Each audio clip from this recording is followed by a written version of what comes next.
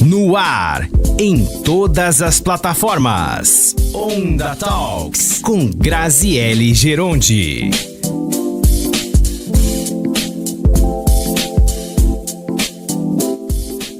Olá, seja muito bem-vindo a mais um Onda Talks. Está começando mais um programa e hoje a gente vai falar de um assunto muito importante que tem chamado a atenção, há inclusive alguns requisitos de ética no jornalismo para não ser tratado nesse assunto em reportagens, mas é um tema que a gente precisa começar a trazer um pouco mais de informação. E quando é relacionado à informação, ele pode sim ser falado, que é o caso de suicídio.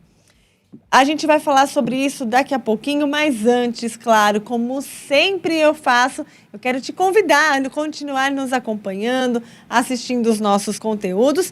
E para começar, se você está ali no Bom e Velho Rádio, no 106,3 aqui em Limeira, Nova Onda News, você também pode nos acompanhar em outras plataformas, viu? No Radiosnet, é só você baixar o aplicativo Radiosnet na lojinha do seu celular, seja ele Android ou iPhone, e dentro do Radiosnet você vai procurar por Nova Onda News. No Instagram, @NovaOndaNews. No YouTube, @Nova Onda News. Você vai acompanhar todos os nossos programas, todos os nossos conteúdos. Gostou de um programa? Quer rever? Está lá no YouTube, você pode rever, assistir, compartilhar com os amigos, levar informação para os amigos, para a família, sempre muito importante. E na Alexa, você também pode nos encontrar na Alexa, estamos lá. É só buscar por Nova Onda News e ouvir todos os nossos conteúdos. Convites feitos, quero agradecer também a Multi Entretenimentos, que está sempre presente aqui com a gente. E agora sim, a gente vai ao assunto de hoje. Estamos no mês de setembro e o mês de setembro é também o Setembro Amarelo. Por que Setembro Amarelo? Porque é um mês dedicado à prevenção do suicídio, às campanhas de conscientização e prevenção do suicídio, e é sobre isso que a gente vai falar hoje, e é por isso que eu convidei o Dr. Aníbal Olivan Filho, coordenador de psiquiatria da Faculdade de Medicina São Leopoldo Mandique de Araras.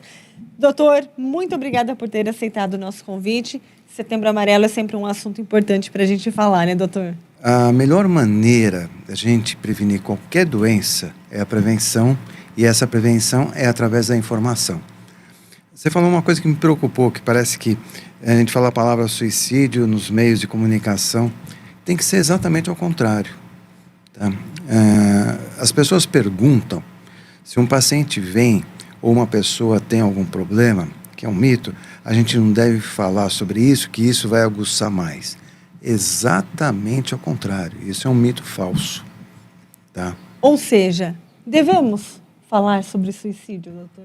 Sim, se vê uma pessoa que a gente percebe que está falando, a gente tem que colocar. Por quê?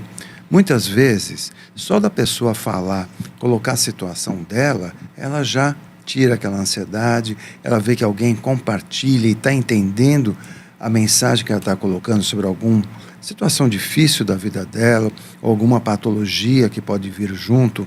Então é fundamental. Na parte de suicídio tem uma série de mitos que as pessoas têm que quebrar. Tá? Um é esse. Se uma pessoa, por exemplo, ela está com essa questão de posso falar com ela sobre isso, ou se eu falar isso eu vou alertá-la, é exatamente o contrário. A gente tem que falar com a pessoa e mostrar substancialmente como é importante ela falar sobre isso. Porque ela falando sobre isso, ela vai perceber que tem alguém que tem uma interação. E por que o Setembro Amarelo? Você sabe da história ou não? Não sei. Eu vi que tem uma história, mas eu quero deixar para o senhor contar essa história. Essa historinha é uma história triste, mas ao mesmo tempo bonita. Tá?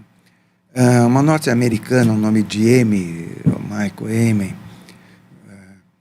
Essa moça, na adolescência, ela cometeu suicídio.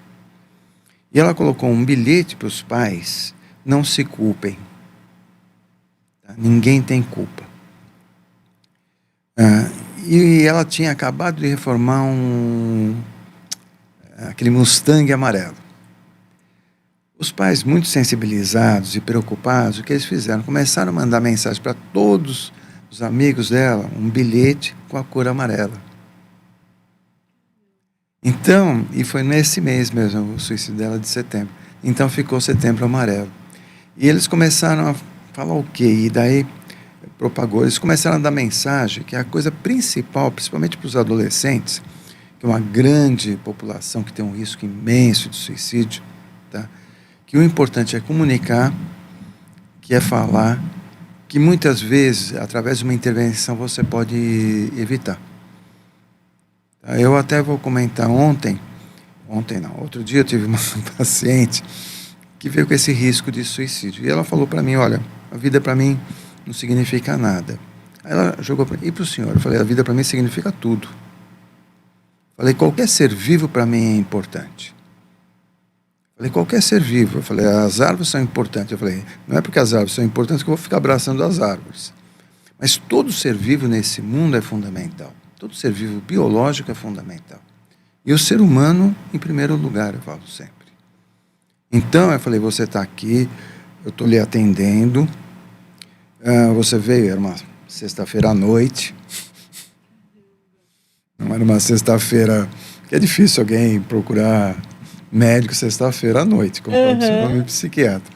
Falei, já que você veio me procurar e eu percebo que você veio porque você está precisando de ajuda, que senão você não viria, então vamos conversar e vamos ver o que está acontecendo. E aí teve todo o desenvolvimento da consulta, e aí deu para medicá-la, orientá-la e assim por diante. E principalmente isso daí, deu para acolhê-la, isso ela estava precisando. A gente vai ter toda a acepção do suicídio? A gente não tem. Isso daí, porque ele é multifatorial. O suicídio não tem uma causa só. Tem vários fatores, desde lá de trás, desde a infância, tem muita coisa. Então a gente tem que ver. Então, que nem a paciente, você tem que procurar lá de trás o que está ocorrendo, o que ocorreu, como que vai, e tentar cercá-la. Ver a rede social que ela tem, ou seja, as pessoas que gostam dela, as pessoas, familiares ou amigos, que possam conter esse impulso, porque o suicídio é muito de impulso. As pessoas não percebem isso. Suicídio é muito de impulso. Tem uma série de histórias atrás, mas tem essa questão de impulso. Então a gente, como profissionais de saúde, tá? E principalmente, não só os profissionais de saúde, mas toda a população em geral tem que ter o conhecimento que é para ter essa intervenção. Senão a gente fica com esse preceito, que eu falo que é um mito e falso, que se falar sobre isso vai piorar. Exatamente ao contrário. Doutor, e os casos de suicídio aqui, não só no Brasil, mas como no mundo, eles são muito alarmantes. Segundo a Organização Mundial de Saúde, em 2019 foram mais de 700 mil suicídios no mundo e aqui no Brasil, 14 mil casos por ano. Eu vi algo até de que dava em torno de uma pessoa que cometia suicídio a cada 45 minutos aqui no Brasil. Alguma coisa relacionada a isso. 10 mil por ano aqui no Brasil, 1 milhão por ano no mundo. A gente pega esse... Exatamente. Se a gente olhar isso, é uma epidemia. As pessoas não olham, as pessoas veem o Covid como epidemia. O suicídio, a gente tem que lidar como epidemia. E tem que ter toda uma ação social, preventiva e governamental exatamente para evitar. Porque é uma epidemia. E vem aumentando, tá? Esse dado desse 24, você pegou? De 2019 e dos 14 mil casos, eu acho que era 2024, pelo que eu lembro de ter visto. Eu sempre entro tal para ver, mas é por aí mesmo. Vai aumentando, como eu te falei. O dado que eu falei dos 10 mil, acho que era 2012, se não me falha a memória, que é do Ministério da Saúde. Tá? Você vê que vai aumentando. E realmente, o que a gente percebe, cada dia mais eu percebo, na minha prática diária, a questão da angústia, a questão desse pensamento e das tentativas de suicídio. E se a gente não tiver uma intervenção muito severa, muito rápida e com conhecimento científico, não com achismo, porque isso aqui é um problema muito sério. As pessoas acham, e todo mundo achando vai lá e fala o que quiser. Não, a gente precisa ter um conhecimento, precisa saber como que funciona, com dados estatísticos, com dados científicos, para a gente ter uma intervenção muito adequada, conclusiva e resolutiva, principalmente. Inclusive, também tem um dado, doutor, de que a quantidade de adolescentes entre 15 e 19 anos que cometeram suicídio também teve um aumento de 49%. que é um número completamente alarmante. O senhor já falou aqui que suicídio entre adolescentes é muito frequente, e agora a gente consegue ver por esses dados um aumento de quase 50%, né, entre adolescentes. É muito grande esse número, né, doutor? É enorme, não é grande, é um negócio, sim, assustador. Como falo, né, é mais fácil a gente jogar poeira embaixo do tapete e não enfrentar como tem que enfrentar. A gente tem que olhar, principalmente isso, o que a nossa sociedade está fazendo e por que está causando isso. O suicídio não dá para gente falar, como já falei, que é uma causa só, é multifatorial, vem desde lá da infância, muitas vezes pode ter abuso, perda de pessoas importantes na vida, mudanças significativas, um lado genético. Então a gente tem uma questão também de a maioria dos suicídios, por exemplo, a depressão. Por que a depressão é muito importante as pessoas tratarem depressão? Porque 17% das depressões podem cometer suicídio.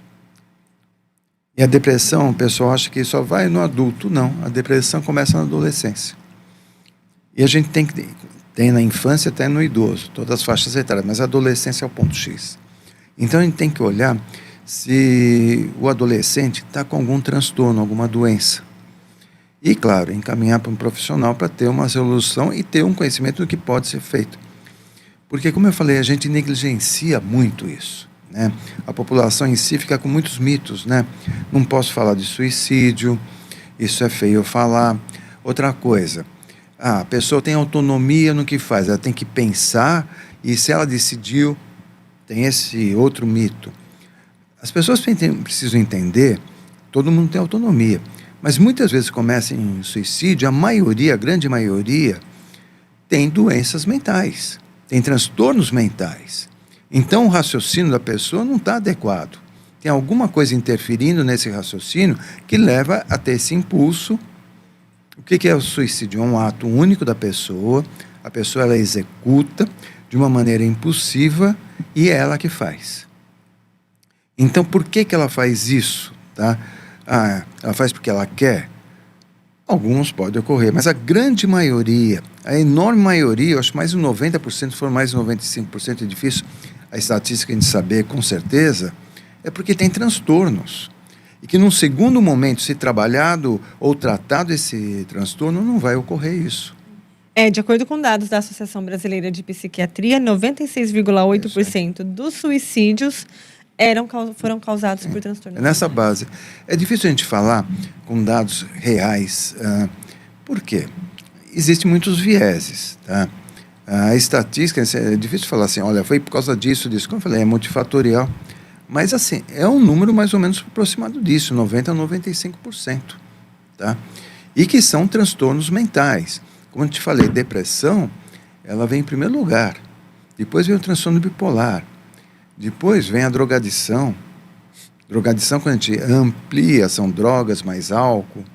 E assim vai, tá? Então, tem vários transtornos que vão levando. Se a gente não se atentar, a família não se atentar e achar que a pessoa é desse jeito, a esquizofrenia também é uma outra doença que pode levar. Se a gente não se atentar, vai ocorrer. E como que a gente faz? Quando a gente percebe algum familiar que tem alguma mudança de comportamento importante, a criança também, a gente tem que levar num profissional, tá, de saúde mental que possa verificar, através da sua experiência e seu conhecimento técnico, o que está ali causando e fazer um tratamento adequado. Doutor, nesses últimos anos, a população tem ficado mais doente psicologicamente falando? Eu não posso te afirmar com certeza, mas posso te falar com a minha experiência. Eu tenho 44 anos de formado e militante da psiquiatria, ou seja, como psiquiatra. Fiz residência, quer dizer, a gente tem todo um conhecimento. São muitos anos. E com certeza sim. Tá? O que eu vejo? Eu vejo uma população hoje, e essa questão aí, como eu falei, é minha opinião, não tenho, teve um artigo X, não tem. Mas a opinião que eu vejo, tá, hoje, as pessoas estão cada vez mais isoladas. Mas vem a contraparte, mas como? Com todas as redes sociais, com tudo, sim. Como é que funcionava antigamente, como funciona hoje? Antigamente, as pessoas viajavam pouco, mas viviam muito em família e tinham muita relação direta com os familiares. Tios, primos, era muito direto. Irmãos, muitos irmãos, 10, 12. Eu tenho mais 2 irmãs, minha mãe tem 5 irmãos e minha bisavó teve 14 filhos. Caramba!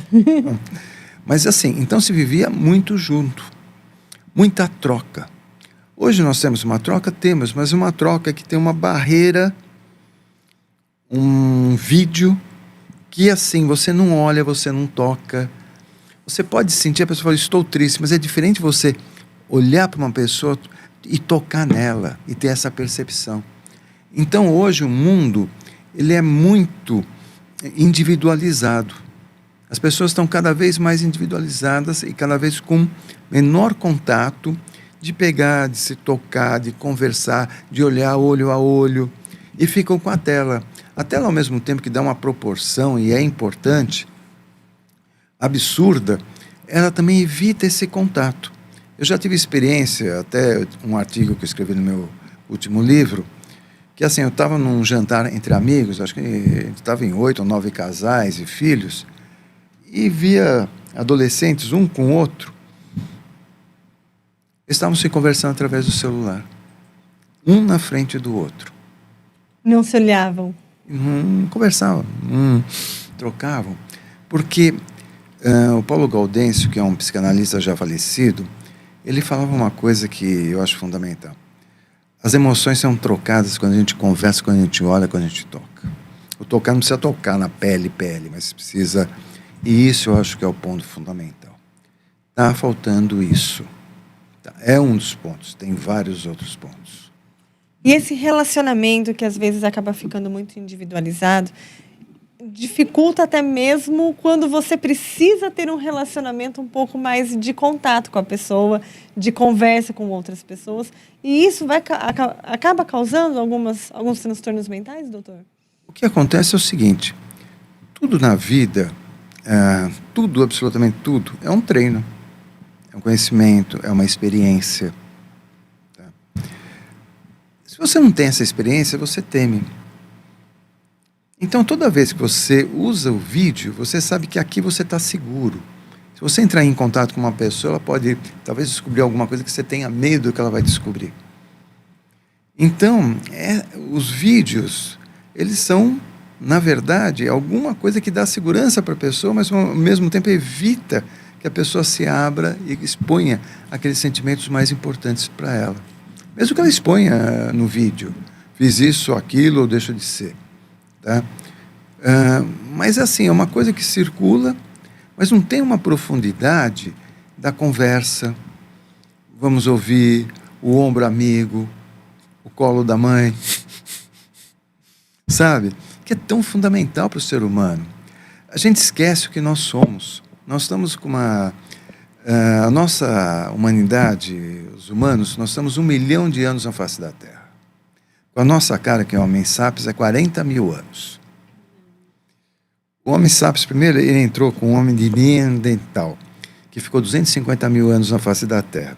Uma determinada época, nós cruzamos com os dois. O que aconteceu? Você vê como que nós somos. Nós estupramos, porque nós somos o DNA deles, e acabamos com a concorrência. Então, nós somos extremamente predadores. Nós matamos mesmo. Então, o ser humano é um... O ser humano, o Homem Sapiens, ele não é brincadeira, ele é predador, ele vai lá e acaba. Não preciso nem falar das guerras que estão por aí, o que acontece.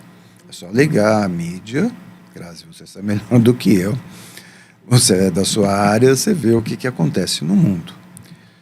Só que a gente tem um outro lado também. Nós temos o outro lado afetivo, o outro lado de construção, o outro lado que nós fizemos esse mundo com tanta coisa boa, com tanta coisa proveitosa para nós mesmos, tá? E é esse lado que nós temos a olhar. E esse lado afetivo, é o que pede o contato maior. Doutor, e além dessa questão de individualidade, redes sociais, que outros fatores, na sua opinião, podem estar levando a população, levando a essa epidemia de suicídios? Eu vou até colocar um pouquinho de rede social aí. Que eu Um pouco mais. Um pouquinho mais para você ter uma ideia. Tá, tem um chat GPT, não tem? Tem. Todo mundo tem. Os alunos perguntam, senhor, eu quando vou dar aula para eles, no primeiro dia de aula eu encho a mesa de livros. Eu falo, são esses livros que vocês têm que ler. E eu vou dar a aula, eu falei, os professores, a gente é uma equipe muito boa lá, nós vamos dar as aulas, só que pode cair temas do livro e vocês vão ter que saber. Tá? Ou seja, não fique nos slides que a gente põe. Tá? Aí me perguntaram, o senhor usa o GPT? Eu falo, uso muito. Mas o senhor não quer que a gente veja? Eu falei, não, vocês podem ver. Só que vocês vão ter uma resposta e vocês não vão aprender. Ou seja, vocês precisam ler o texto, cada parte do texto vocês têm que sinalizar e entender o todo. Não alguém que te dê a resposta. Por que isso? Eu dei uma lida e vi, o chat GPT está sendo usado hoje, vamos dizer, como alguma coisa da parte psicológica, não como uma psicoterapia, mas tem pessoas usando como tal. Psicoterapia, entendamos bem, é um ser humano contra o ser humano. 12.600.000 pessoas estão usando no Brasil o chat GPT para colocar as angústias delas, as situações. E o chat GPT, como que ele funciona? Ele vai falar que você é ótimo, você é maravilhoso, você é o melhor do mundo. Ele vai falar sempre isso. Você é ótimo, você é isso, você é aquilo. Tal. E ele sempre acaba, no final, com uma pergunta para você responder e não parar de falar. Que está pegando todos os seus dados. O que acontece com isso? Ele vai te enaltecer. Isso é bom? Até certo ponto. Por quê? Teve um caso em Nova York muito famoso. Chegou uma pessoa, ligou para o chat GPT e falou assim, eu perdi meu emprego. Eu estou muito angustiado, não sei o que fazer. O chat GPT respondeu para ele, que pena, você é jovem, você vai conseguir outro emprego. Aí ele perguntou, olha, eu gostaria de saber as pontes de Nova York. Ele falou, tudo bem, as pontes que tem em Nova York são tal e a altura delas são tal. Meu Deus, deu o caminho. Então, a gente tem que tentar entender um pouco a relação humana, que é fundamental, e a percepção dela. Então, o chat GPT, o IA, que é a inteligência artificial, ela é importante, vai revolucionar o mundo e já está aí, não dá para a gente negar. Mas com as suas cautelas. Para algumas coisas interessantes, para outras não. Tá? Então, quando você me pergunta isso, como eu falei, as redes sociais são interessantes, o IA, só que a gente não pode usar uma inteligência artificial para olhar as nossas angústias, porque ele não vai olhar, ele é uma máquina. Ele não vai ter a percepção que nós, os sentimentos, nós temos. Ele vai responder o que está gravado nele lá. Com aqueles milhões e milhões e milhões de informações. Ô, doutor, e aí, isso, conforme a inteligência artificial vai enaltecendo a pessoa, pode inclusive virar um outro problema, não pode? Totalmente. Vou dar um exemplo, bem claro que é uma das coisas, principalmente em psiquiatria, a gente vê. Um paciente delirante, que tem delírios. E tem várias patologias. Se ele chegar com o GPT e ele falar o delírio dele, o que o GPT vai reforçar o delírio dele? Se ele falar assim, olha, hoje eu cheguei, sou o chefe da minha empresa, mandei embora 2 amigos, já aconteceu com um paciente meu, mandei embora 2 amigos meus e eu quero fazer uma limpeza lá. O que você me sugere? Parabéns, grande chefe. Ele não era chefe, ele estava delirando e não mandou embora ninguém. Ele falou, parabéns, você tem que fazer isso. Ainda deu toda a parte do Ministério da Saúde, o que ele tem que fazer? Ministério do Trabalho, a CLT, o que ele teria que fazer com essas pessoas, como chamar, como... Caramba, doutor! E ele chegou na empresa, chamou os colegas dele, falou, olha, agora eu sou o chefe de vocês e vocês vão fazer isso, isso, isso, isso. Imagina só, ele é colega deles, ninguém sabia que ele não era o chefe, era um delírio dele. Nossa. Imagina a encrenca. Que confusão. Imagina a encrenca que dá. E, inclusive, tem a síndrome de borderline, que uma das partes da síndrome de borderline é exatamente a euforia, né? O border hoje 20% das internações é com transtorno de borderline. O transtorno de borderline é um transtorno de personalidade. O que seria o transtorno de borderline, para entender bem? Ele é complicadinho, é difícil e é comum. É uma pessoa, vamos definir, fácil e instável. Ela gosta de uma pessoa, ela acha essa pessoa importante, ela vai elevar essa pessoa. Se essa pessoa atrasa por 20 minutos, essa pessoa é a pior do mundo. Mas ela vai achar que é a pior do mundo, não porque a pessoa é ruim, porque ela tem autoestima baixa, ela é ruim. E aí ela começa a ter muita raiva de si. Então ela pode ter ideação autodestrutiva, se matar, ou ela faz autolesões, tá? Isso é o comum, para tentar minimizar essa raiva que ela tem. O humor dela altera de manhã, de tarde, de noite, no mesmo dia. Tudo rapidíssimo. Rapidíssimo. Tem uma agressividade, porque isso é uma agressividade, e quando ela começa a bater com alguém muito próximo, ela vai agredir, porque ela também tem um limite de uma autoagressividade. Então, o borderline, ele é um transtorno de personalidade hoje, e assim, o borderline, ele tem mais de 60% comorbidades, ou seja, doenças juntos, a depressão é a primeira. Então, está sempre junto da depressão, do TAG, transtorno de ansiedade, e tem essa relação, porque é um quadro teoricamente difícil, mas não é, porque é um quadro que tem um tratamento até legal. E aí, doutor, junto com o borderline, depressão, borderline, como o senhor falou também, tem ideações autodestrutivas, também é mais uma das causas de suicídios. Todos. Quando a gente fala de todas as patologias psiquiátricas, tem esquizofrenia, tem. A esquizofrenia, por incrível que pareça, é uma das menores que tem desde que tratada. Todo mundo tem muito medo da esquizofrenia. Eu falo para as pessoas, olha, é o paciente mais tranquilo, mais desde que tome o remédio. Hoje, os tratamentos, isso as pessoas precisam entender em transtorno mental, porque a maioria das pessoas fazem uma fantasia. Eu pego isso daí, eu já nem sei mais o que falar, porque eu já falei tanto, eu já gastei tanta saliva na vida. Os transtornos mentais, a doença mental hoje, elas são orgânicas, tem uma alteração dentro do cérebro. Que hoje, com os fármacos, as etiologias, as causas específicas, a gente não sabe. O que é etiologia? Etiologia vem do grego aitios, causa, logia, estudo. Quando fizeram, minhas historinhas, quando fizeram o genoma na década de 90, eles acharam que tinham resolvido os problemas. Tal gene vai dar tal coisa, tal gene, tal coisa, a gente corrige o gene, acabaram as doenças. Pronto, resolveu. Daí que nós achamos uma outra encrenca. Nosso genoma tem 70 genes só. É bem pequenininho, é que nem o chimpanzé, 70 bem pequenininho.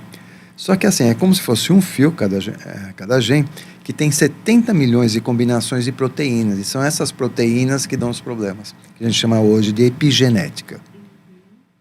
Então, cada um tem uns 70 milhões de combinações e cada uma dá um defeito. Então, está aqui o problema.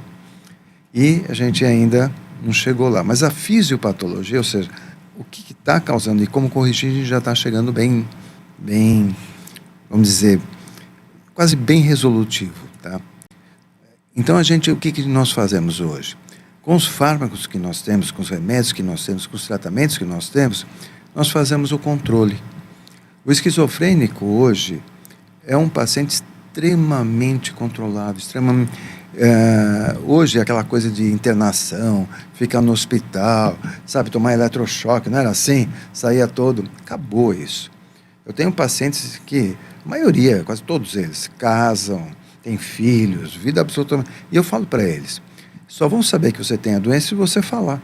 Se você não falar, ninguém vai saber. Ninguém vai imaginar. De vez em quando eu falo, é bom falar por causa me fazer minha propaganda.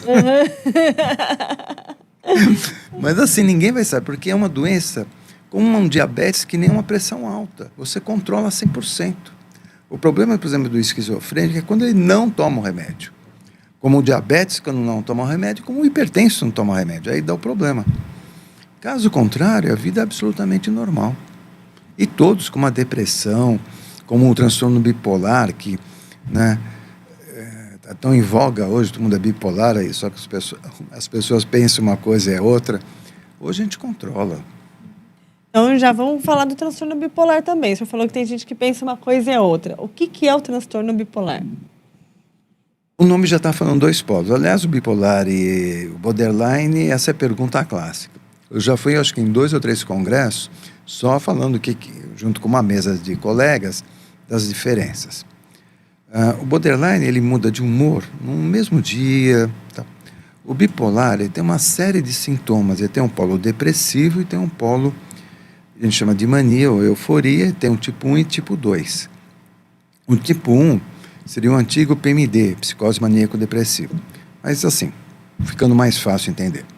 Ele tem a depressão, normalmente a depressão é 75%, então normalmente começa com depressão e de repente pode ter um episódio de mania ou hipomania. O episódio de mania, o paciente fica extremamente eufórico, com um humor muito elevado, mais elevado do que o normal, fica verborreico, ele fala muito, tem uma agitação motora, tem uma insônia, isso é significativo, tem uma distraibilidade, normalmente ficam muito distraídos, é difícil conversar. E assim, esses pacientes, a hipomania é um grau um pouquinho menor. O que tem mania pode até ter delírios, que nem esse paciente que eu coloquei, um outro paciente. E o hipomaníaco não tem. Então, bipolar são esses dois pontos que a gente sabe que tem causas orgânicas, que é a fisiopatologia, a gente põe estabilizadores do humor. Antigamente não dava antidepressivo porque podia subir muito, hoje a gente já dá sabendo controlar. E aí, doutor, já passamos aqui por uns 3 transtornos mentais, mais ou menos, né? São transtornos que levam ao suicídio. Tem como prevenir esses transtornos? Tem, e como tem? De que forma, doutor?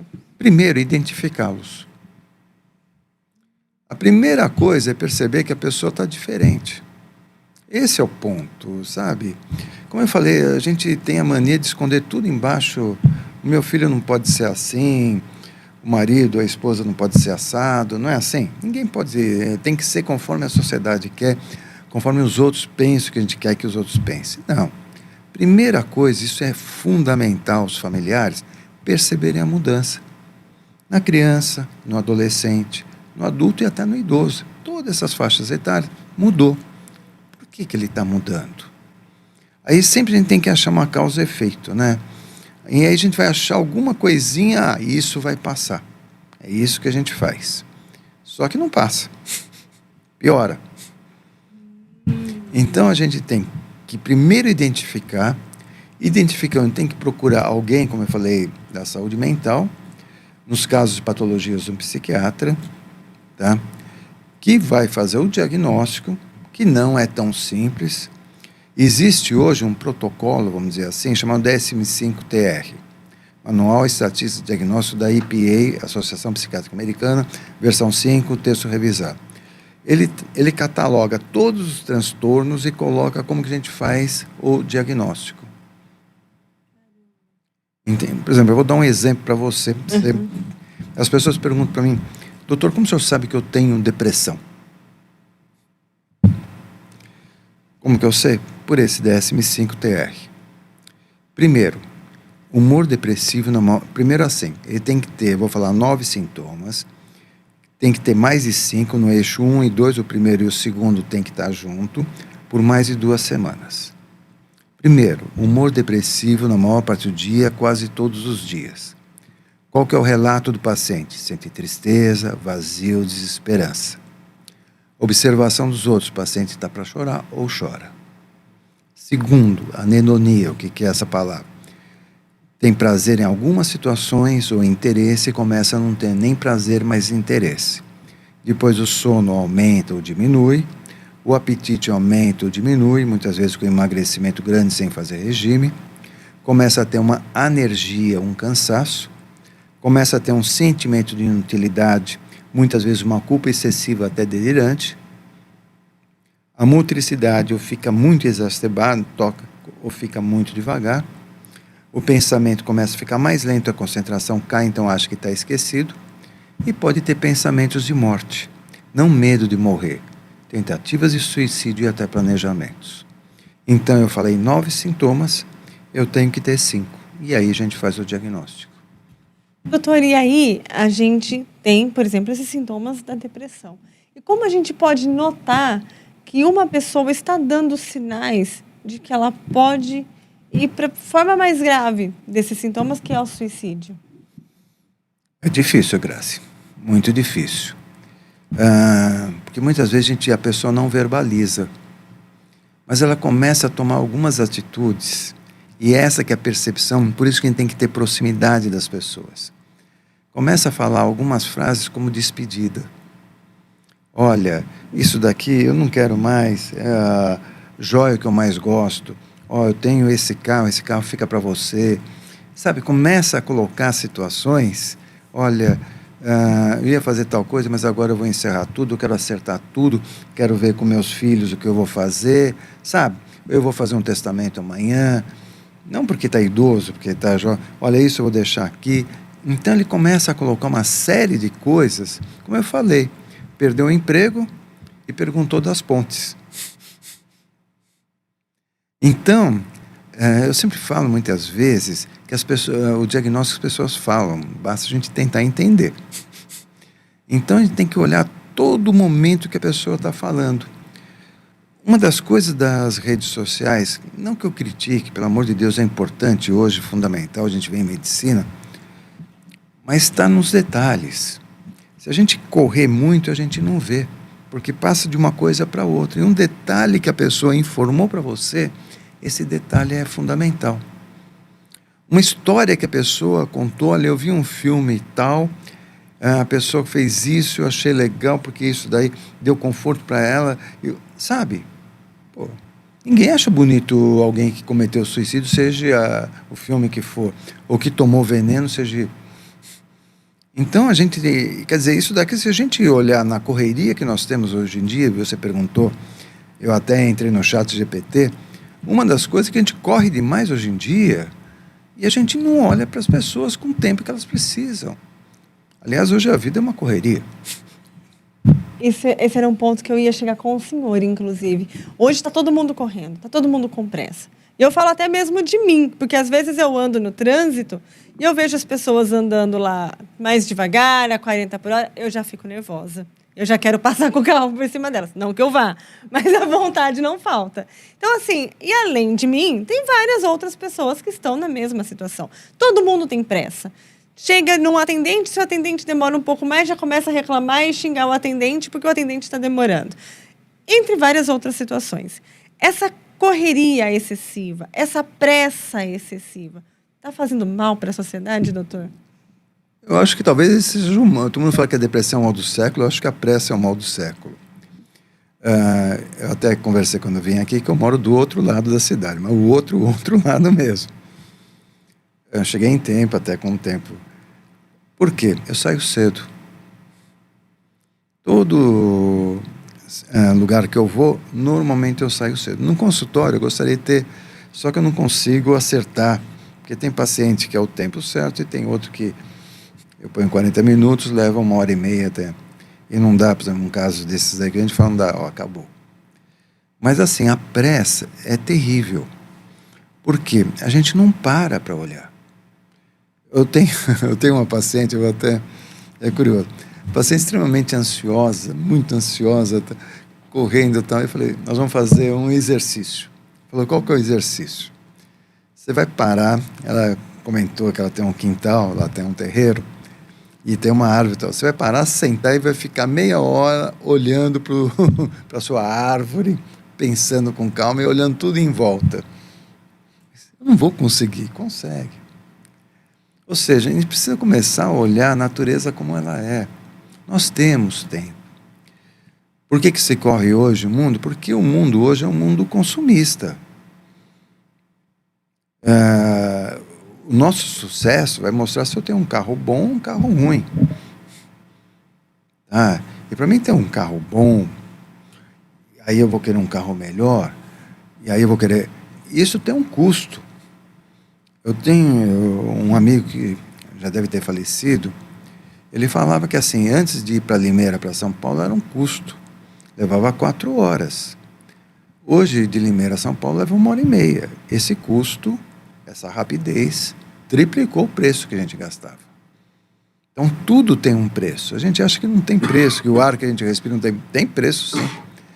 Então, a gente precisa aprender a ter calma, a olhar os outros, conversar. Então, essa pressa, eu acho que é a pior coisa que a gente tem. Porque essa pressa leva a uma situação chamada estresse. E o estresse, confirmadamente, o estresse, nós já temos estudos disso, ele faz o que a gente chama de apoptose. O que é esse palavrão? O que é isso? Esse palavrão é a morte do nosso neurônio. Só isso. Essa apoptose faz morte do nosso neurônio, diminui as aminas biogênicas e causam o que a gente chama, sabe a fibromialgia? Aí tem citocina pró-inflamatória, tem todo um, que eu não... Mas só faz isso daí o estresse, só isso. E se a gente fica tendo muito estresse, lá na frente, o motor funde. E aí pode ir para um transtorno mental. Vai para demência mesmo. Para demência mesmo. Já diretamente. Vai para transtornos mentais. O estresse, ele não é uma doença, tirando o estresse agudo, ele não é uma doença, mas o estado nosológico, ou seja, leva uma série de quadros.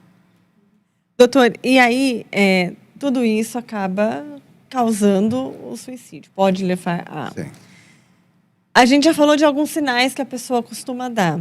Mas como buscar ajuda? Como a gente pode ajudar essa pessoa? Né? Apesar de ela estar dando alguns sinais, você começa a ver que tem alguma coisa errada ali. Como é que a gente pode ajudar ela a sair dessa situação, doutor? Primeira coisa que a gente faz, que é a coisa mais simples do mundo, mas a gente esquece de fazer, é ouvir. Quando a pessoa está falando, muitas vezes a gente corta a pessoa falando, já fala no meio, já fala experiência. Ah, você fez, meu jeito... Sabe, nem ouve o que a pessoa está falando. Já corta a pessoa, não é assim? O que tem de pessoa cortando os outros, meu Deus, não pode. Ouve a pessoa falar, ela vai acabar de falar, e aí você conclui. Então, a primeira coisa é falar. Porque a pessoa fala, você já põe em cima a tua ansiedade em cima dela. Nenhum vai falar e nem o outro vai ouvir. Ou seja, não acontece absolutamente nada. Né? Então, a primeira coisa que a gente tem que aprender, aquela velha frase, nós temos 2 ouvidos e uma boca, é ouvir a pessoa.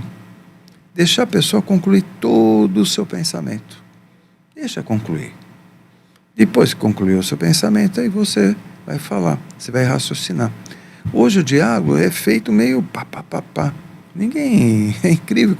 Quando eu vejo isso, eu vejo na televisão, em alguns programas, eu falo, não é possível. É o diálogo na pressa, né, doutor? Eu falo, não é possível, ninguém ouve ninguém. Aí eu penso, a televisão, o custo minuto deve ser... outro dia eu vi um programa de um... Eu não vou citar a televisão, nem... O cara não deixou ninguém falar. Não foi um. Depois eu falei, mas não é possível que o programa é assim, porque eu não gosto muito de TV aberta. Eu gosto mais de filmes, assim. Aí eu vi um outro programa de um outro... Da Globo, não, vai... O outro também não deixava falar. Eu falei, nossa, deve ser, quer dizer, vai manipular assim? Não pode, sabe? A gente tem que ouvir. Então, a primeira coisa é ouvir a pessoa.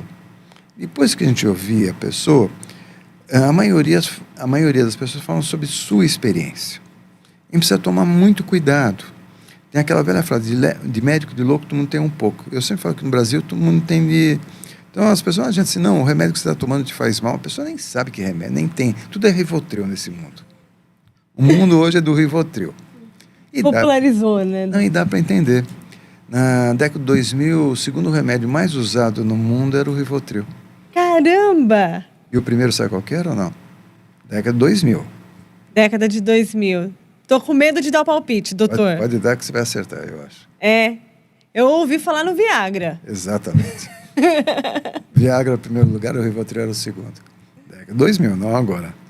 Agora, tanto que o Viagra não se usa, mas tem outra alternativa melhor. Uhum. Mas assim, então as pessoas têm que realmente ouvir, falar, não colocar aquela opinião sem saber. Tá? E assim, quando eu tiver dúvidas, não é feio falar que tem dúvidas. Sabe? Eu, na minha profissão, como eu te falei, eu tenho 44 anos de psiquiatria, tenho todos os títulos, coordeno psiquiatria, tudo. Faço parte de congressos, isso, sei lá quantos congressos. Outro dia eu dei uma olhada no meu currículo, acho que deu mais de 150. Assim, mais de 300 artigos já publiquei, é uma coisa bem... Mas isso daí, assim, é bom e é ruim. O bom é que tem tudo isso, o ruim é que faz tempo que eu tô na estrada. Eu digo o contrário, doutor. Eu digo que se a gente está há muito tempo na estrada, significa que a gente viveu. Não, com certeza. Eu gostaria de estar menos, mas faz parte. A vida é um caminho que a gente tem que seguir, esse caminho é fundamental. Exato. Então, retornando, é isso aí. Então, a pessoa, ela tem que ouvir, ela tem que saber se ela sabe ou não, e quando ela não sabe, pedir opiniões de outras pessoas que têm. E quando vier uma queixa, que nem essa questão, que é tão grave do suicídio, quando a gente vê uma depressão muito forte, pensamentos suicidas, que tem vontade, porque o paciente chega assim, olha, eu tenho vontade, não tenho mais perspectiva, essa vida não vale a pena, porque ele fala claramente, essa vida não vale a pena. Para mim, a água, se for quente ou fria, é a mesma coisa. Assim mesmo eles falam. Se eu for para lá ou para cá, não me interessa, não sei, tá tão desesperador, se eu parar aqui, tá bom. Então ele está colocando, só que não fala assim, eu vou cometer suicídio, sabe? Eu não fala, mas ele está colocando frases muito significativas. E aí tem que encaminhar para alguém que tem experiência nisso, que eu falo, que são os profissionais da saúde mental. Ah, mas precisa necessariamente um psiquiatra? Não, o psicólogo também, com competência também consegue, mas pessoas da saúde mental, até outros profissionais médicos também. Porque normalmente o suicídio, ele não, que tentou tal, ele não vai no psiquiatra primeiro, ele primeiro vai na urgência, que é um clínico geral que está olhando. Então, todos esses profissionais têm que estar atentos a isso. E bem treinados, né, doutor? Bem treinados, isso é fundamental. Treinar. É que eu falo para os meus alunos.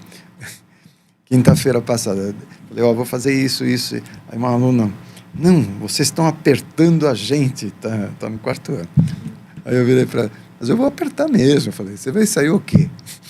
Eu acho que o pessoal queria me matar. Eu falei, vai ser apertado mesmo, vamos aumentar o número de questões, vai ser assim. Vocês vão ser apertados, não tem outro jeito. Ô, doutor, e o julgamento? O julgamento do outro em cima da pessoa que está passando por uma situação difícil pode ser um problema? Pode ser prejudicial? Muito aquilo lá que a gente tem que olhar. O ser humano, lembra que eu falei, o homem sapiens, então, nós somos predadores. E nós temos uma capacidade, isso daí eu vejo pela mídia, então, não que a mídia seja culpada, pelo amor de Deus, mas assim, as pessoas julgam muito os outros, né? Esse é isso, esse é aquilo, esse... A gente nem sabe a vida da pessoa, mas a gente já julga. Essa turma me serve, essa turma não me serve. Eu sou desse time, eu não sou... Hoje, politicamente, a gente está vivendo essa coisa horrível. Eu acho desastroso para o nosso país. Eu acho um pecado. Como o Brasil é sofrível nisso. Ou é dessa turma, ou é dessa turma. Sabe? Você não pode ser do meio. Você tem que ser ou dessa turma, ou dessa... Se é dessa turma, você entra nessa turma, ou se não entra, não. A gente não pode, não é assim. O julgamento não é segundo a minha concepção e eu sou certo. Quem disse que alguém é certo? Eu vou te fazer uma pergunta, Grazi, eu quero que você responda. Matar é certo? De jeito nenhum. Se você estiver numa guerra, quem mais matar vai ganhar mais, vai aumentar de posto, então matar. Você entendeu como que é a questão? Eu acho que matar é errado, mas numa guerra você tem que matar para sobreviver. Sim. Tá? Mas você entendeu? Questão como que os conceitos são variáveis e como que a gente pode mudar. E a gente precisa tomar muito cuidado quando se toma uma postura só ou outra só e é aquilo e não pensa que existem variáveis entre as circunstâncias tão multifatoriais. Eu sempre falo que um ser humano é um universo. Como que a gente consegue tentar encaixá-lo num quadradinho se ele é um universo? É complicado, né, doutor? Não dá para encaixar num quadrado, né? Ninguém. Então a gente precisa tomar cuidado. E hoje está assim, a turma daqui ou a turma de lá. Não. Vamos pensar. Você pode pensar de um jeito e outro de outro jeito.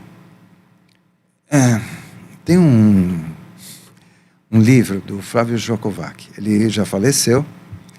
Como que ele fala? Uma nova leitura para o amor, uma coisa assim.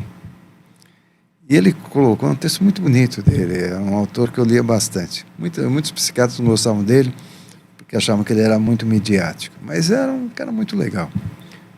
E ele falava uma coisa: sabe como um casamento dá certo? Como, doutor? Quando a gente aprende a conviver com as diferenças do outro. E isso falta hoje em dia, né? Ninguém Não quer apenas em casamentos, né? tudo.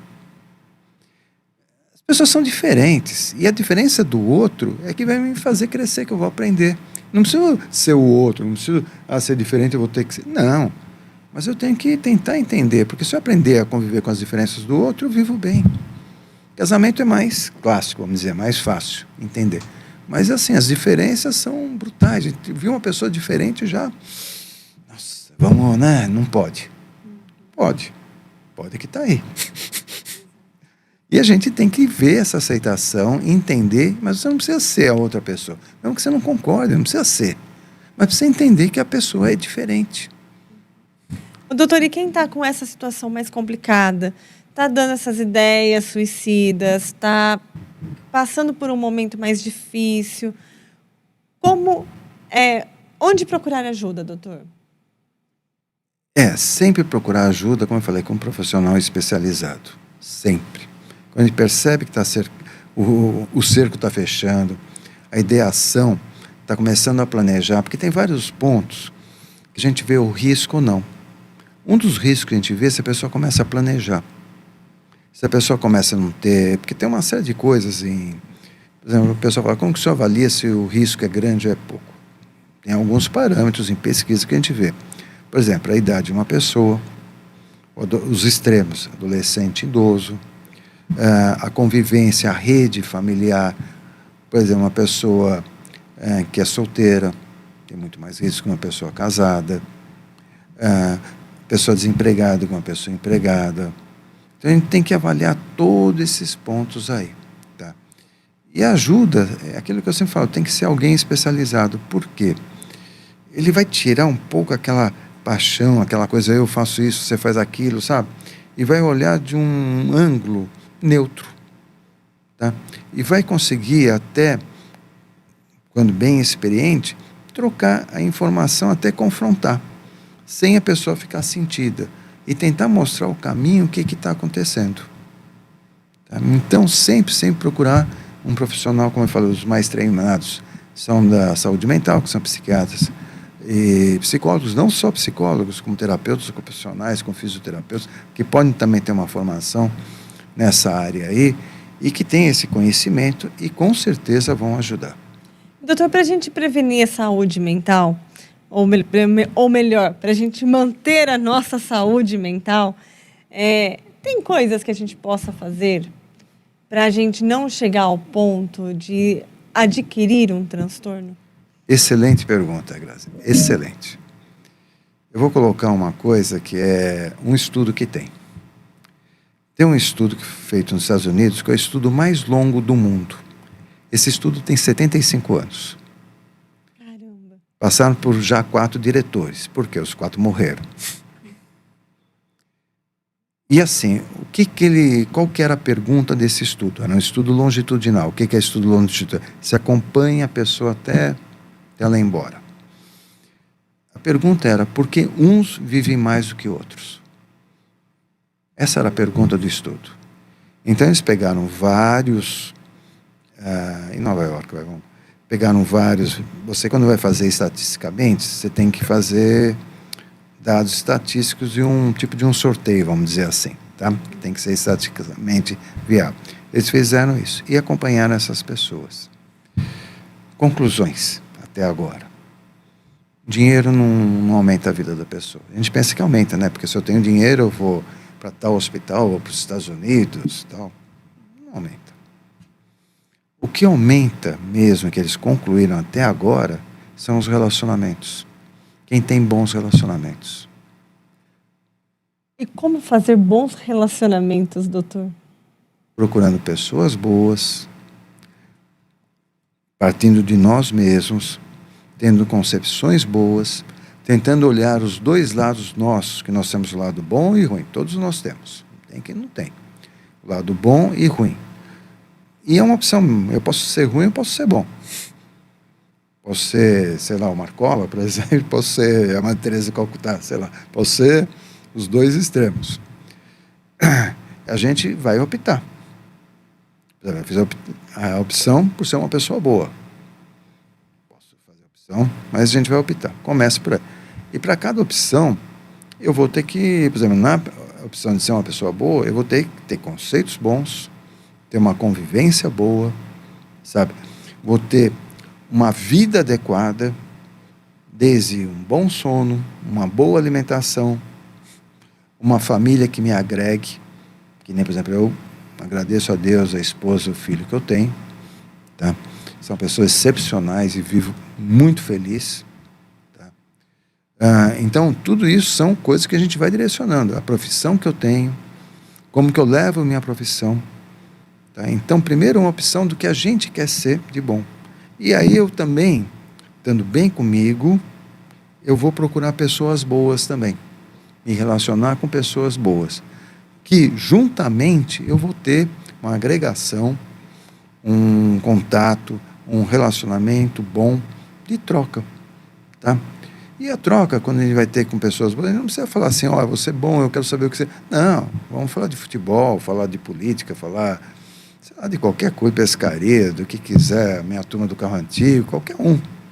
Mas o importante é isso, eu escolher o que eu quero, achar pessoas boas, que aí é a coisa, saber administrar minha vida, saber administrar financeiramente, uma coisa que todo mundo esquece, sabe, Grazi? Administrar financeiramente, as pessoas esquecem. Tem a saúde mental, somos nós e as coisas que estão em volta. E tem uma frase clássica na psiquiatria, ninguém está bem se está no cheque especial. Ou seja, se eu tenho uma preocupação financeira, eu não vou estar bem. Então, tentar fazer dessa em volta da gente condições boas. Vou conseguir controlar? Claro que não. Posso perder parentes que eu amo, pessoas, pode acontecer uma situação difícil, eu não tenho controle sobre tudo. Mas pelo menos eu vou tentar sempre estar bem para poder, nessas situações diferentes, conseguir ter uma resposta adequada. Doutora, a gente já está no final do nosso tempo, mas eu não vou poder deixar de fazer uma pergunta para o senhor. Por favor. A educação, logo nos primeiros anos de vida, na adolescência, tanto a educação escolar quanto a educação familiar, elas são fundamentais para transformar, inclusive, a saúde mental dessa pessoa no futuro? Sim, com certeza, tá? Nós temos vários estudos, tá? Tem estudos que crianças que sofrem abuso, tá? Seja o abuso que for físico, verbal, ou que tem pais dissociados, pais que não têm um convívio familiar adequado, com brigas e tal, futuramente elas vão ter mais problemas. Tá? Isso é certeza, nós já temos estudos, principalmente o abuso em crianças, principalmente em meninas, elas vão ter depressão. É meio certeza, tá? Mas sem o lado genético, por incrível que pareça, parece que até sem o lado genético. Então, é fundamental esses primeiros anos, o que é? E o que eu sempre falo, é um amor. Os pais têm que se amar, primeiro para ter o filho. E esses pais amarem o filho e tentarem o máximo possível darem uma boa educação, darem muito carinho, darem tudo que podem dar, não só a questão financeira, tá? Talvez não seja mais importante, mas darem toda essa estrutura para serem um adulto adequado. Mas isso não quer dizer, mesmo dando tudo, que isso vai acontecer. Tá? A gente tem que entender que para criar um filho não existe uma cartilha. Mas a gente tem que, pelo menos, tentar fazer o melhor possível, espelhando naquilo que a gente é, nas coisas que a gente não gostou, para fazer aquilo, para evitar para o filho dele, para tentar dar a melhor condição possível dele de ser um adulto que tem uma condição de vida boa para ele. E o que é ser adulto? Ele tem uma condição boa para si e poder criar os outros que seguem. Doutor, para a gente encerrar, o que o senhor diria para quem está passando por um momento difícil? Procure ajuda. Tá? Não tenha preconceito. Tá? Não tenha preconceito do psiquiatra, dos profissionais de saúde mental. Não tenha isso. Quando as pessoas falam assim, eu não vou no psiquiatra porque eu sou louco, né? Essa frase que me arrepia, que eu detesto. Não tem nada a ver com isso daí, ao contrário. Tá? A saúde mental hoje, ela é fundamental para você ter a saúde física. Só vou dar um exemplo bem pequenininho. Na depressão, se eu não corrigir, eu posso ter pressão alta, que é hipertensão e diabetes.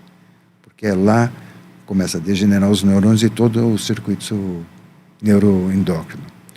Então, procure ajuda, sem medo. Procure um profissional, com calma. Ele vai poder te orientar. Loucura hoje não existe mais, acabou isso. Hoje, com todo o nosso tratamento, toda a tecnologia que a gente tem, acabou. Procure ajuda.